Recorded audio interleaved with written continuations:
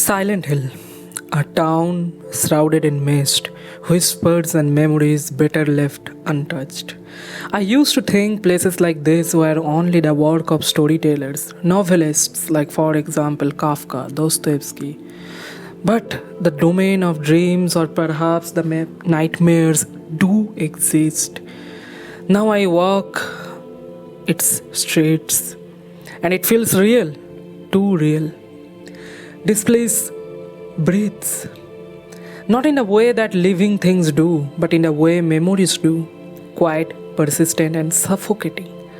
Every crack in the pavement, every peeling sign, every door left ajar carries the weight of someone's memory, someone's pain, and maybe someone's regret. Regret is the heaviest of the all emotions. I have gone through many stories, but I never felt so much regret for James Sunderland, our main character. Maybe that's why I am here. That's why I am playing this game. Maybe I came searching for my own sorrow in the hopes that it would give me answers. Or maybe Silent Hill called me here because it already knew. So today we are gonna dive into the world of Silent Hill 2, the remake. One of the most psychologically turmoil and a game which threw me into the philosophical and psychological position where I suffered from dilemma of James Sunderland. And it really doesn't feel like we are playing a game. And this game is not always about the gaming mechanics, completely about the world or something like that. It is about James and his grief. The complete philosophical game is this. This is the game where you are thrown into a world of questions where answers can be there, cannot be there. And that's why this game is one of the fewest games which really is thought-provoking and intriguing when it comes to the deeper psychological meaning of the whole area of Silent Hill. What does it mean? Why the fogs? What the fogs represent? So many metaphors, so many ironical positions of James Sunderland, which feels like you are experiencing the whole game yourself. You are at that place. So today we are gonna briefly analyze the philosophical notions of Silent Hill 2. I always wanted to make this video. Sorry for being this late. The game came in October and I played it around October end to November 1st. And it really threw me into the vast world of Silent Hill 2's deeply psychologically challenging positions. And me, philosophical Tetsu, let's start this video today.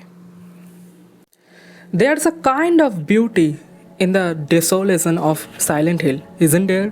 The fog wraps around you like a veil, softening edges, hiding the reality of Silent Hill.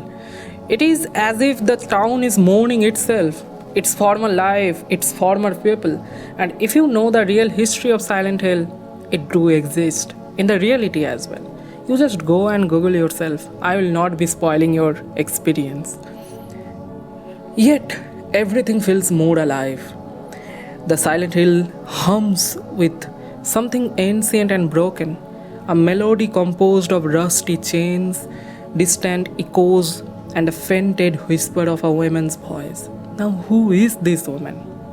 If I was James, I would have said that I came here because of you, Mary. Or maybe I came because of what I did to you. I cannot tell anymore. When I close my eyes, I see your smile.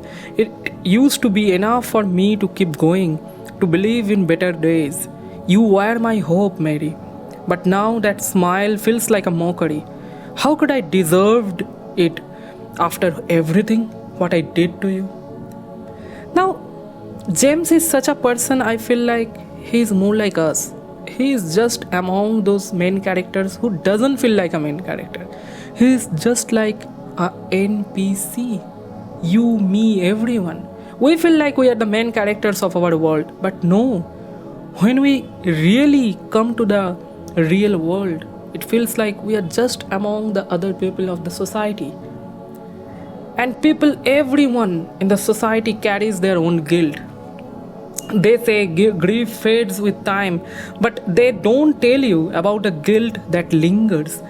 Guilt doesn't fade. In my opinion, guilt just festers. It mutates. And here in Silent Hill, it even takes shapes. I have seen it walking these streets. I have seen it staring back at me through the fog. Its face twisted and wrong, but unmistakably mine. They say the monsters here are not real, right? But that they're just fragments of the mind, projections of what we refuse to confront.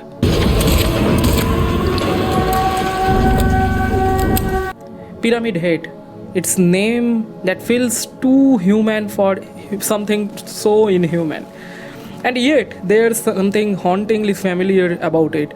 Like a nightmare you have had 1,000 times, but can never fully remember. Our memories, right? It doesn't speak, it doesn't reason, it exists only to punish you. But maybe that's what I wanted. Maybe I came here not to find you, Mary, but to find the punishment I thought I deserved.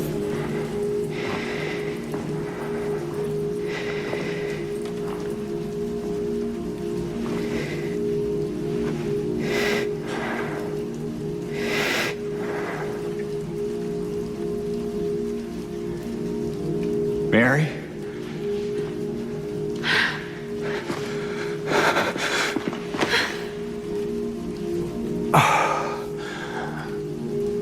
I have missed you so much.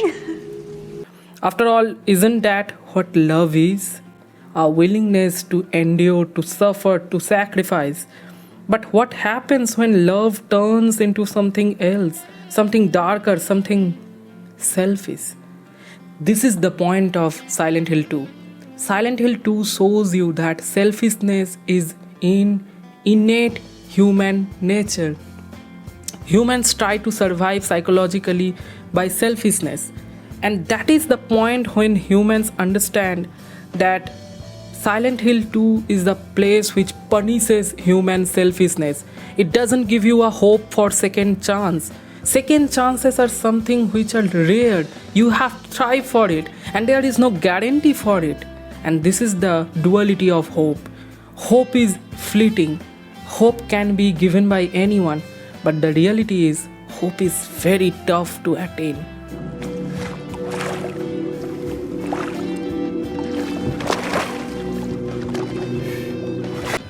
Now, the lake itself is metaphorical. Imagine from Mary and James's first encounter in the Silent Hill. The lake.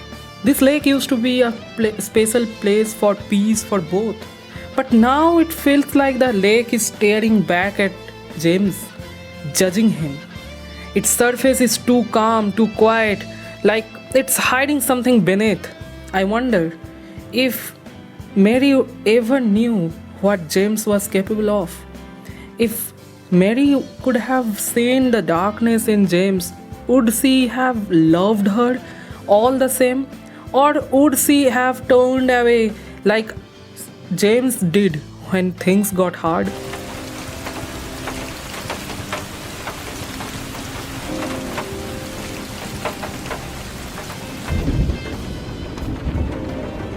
I tried. I really did, but I can't go on without you. I can't forgive myself for what I've done. Actually, James is the coward person, just like you and me. We all are cowards. We have some vulnerability inside us which we don't want to accept. We don't want to recognize. We don't even understand that vulnerability. And that is the problem of James himself. Maybe I should not be calling it a problem. This is what existence means. You cannot truly understand yourself. 70 years is not enough. 30 years is not enough for your life to fully be able to recognize human possibilities and human grief and complex emotional notions. And then there's Maria, James's awkward, some dramatic imagination, and kind and warm, everything Mary used to be before the illness took her. But she is not Mary. She is not real. She is a manifestation, a cruel trick played by Silent Hill or maybe by James himself. And yet, despite knowing that, we still cared about her in the gameplay. We still want to protect her. The game, the Silent Hill itself removes like that you have to protect her. Even though she is nothing more than a shadow of James's pain, we cling to her because she is easier to face than the truth. Isn't that we all do sometimes? We create distraction, illusions, anything to keep us from looking at the parts of ourselves that hurt the most. But Silent Hill doesn't let you get away with that. It strips away the distractions, the lies, the masks, and what left in you. Silent Hill 2 asks you questions that you cannot ignore. What do we do with our guilt? What do we do with our pain? Do we face it? Do we run from it? Do we let it consume us? For James, the answers are messy, complicated. Just like us, you, me, we all are human beings. James came to Silent Hill searching for Mary, but what he found was himself. And the truth of who he was, of what he has done, was almost too much to bear. What's wrong, honey? But isn't that the point? Silent Hill doesn't give you closure. It doesn't give you any answers. It gives you a choice to confront your pain or let it destroy you. And maybe that's why the game stays with me, even now, after like 4 or 5 months, because it reminds me that we all have our own Silent Hill, our own fog, our own monsters, and whether we like it or not, we have to face them. Life must go on. I think about James a lot, about the letter, about the lake, about the weight he carried, and I wondered if I was in his place, would I have done the same? Would I have made the same mistakes, hurt the same people, lied to myself the way he did? Maybe, maybe not. But what I do know is that Silent Hill doesn't let you hide. It sees you, it reflects you, it knows you.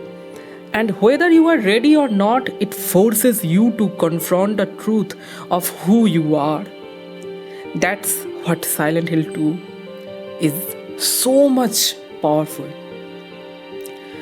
It's not just a story, it's a mirror. And when you look into it, you don't see James Sunderland, you see yourself. In my restless dreams, I see that town, Silent Hill. So thank you for joining us today. I hope you understood the deeper meaning of life through Silent Hill's perspective. And I hope James Sunderland stays with you just like me. I didn't uninstall that game. You know why? Because whenever I feel a bit low, when I go through the tapestry of this society, when I traverse a lot through this societal disdrain of this era, this Gen Z era, how I go through, it reflects me back and I feel low sometimes. That's when I feel to James Sunderland. And I go to the world of Silent Hill to just roam around and understand how to reflect to myself. It's not just a game, it is just a melody of philosophy. And Silent Hill 2 overall reflects me to Albert Camus' world a lot, Albert Camus' philosophy. If you have read about Albert Camus, you already know what it is about. And thus, thank you for joining. Thank you for joining today.